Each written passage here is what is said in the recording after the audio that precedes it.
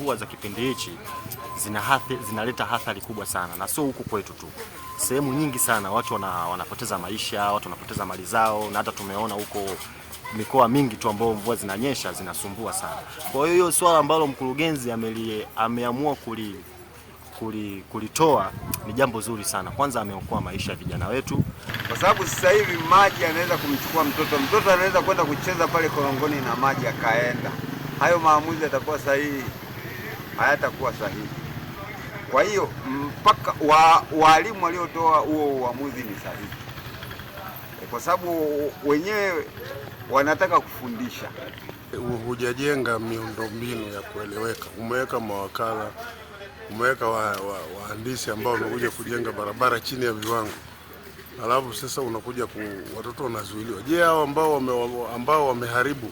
Mpaka saa 5 inavyoelekea bado kulikuwa na changamoto, na imetubidi kama walimu na uongozi wa shule kwa ujumla kufanya na kusisitiza ili kuepusha tahadhari kwa wanafunzi wetu, kwa sababu barabara zimekatika sana, mitaro inayopitisha maji imezidiwa.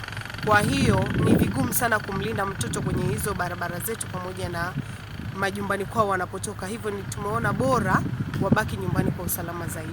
Shughuli nyingi za kiuchumi zinafeli kwa sababu ya kwamba hili korongo. Kwa mfano kama mimi ninataka kwenda maeneo ya sokoni kwa ajili ya kujitafutia riziki, inashindikana. Mabodaboda wako wengi hapa, natakiwa kupitisha watu, hatuwezi kupita kwa sababu korongo inatuzuia.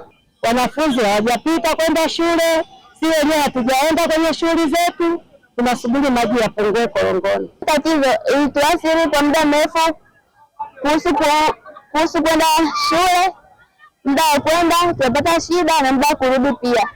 Ni mambo ya kimsingi, ni eneo la barabara, lakini kutokana na ile korongo tumekubaliana kwamba baada ya mvua kutulia tutakwenda kuzuia maji maeneo ya juu, wanaita majengo mapya, ili asiweze kushuka mpaka kwenye makazi ya wananchi. Asante kwa kuitazama OTV.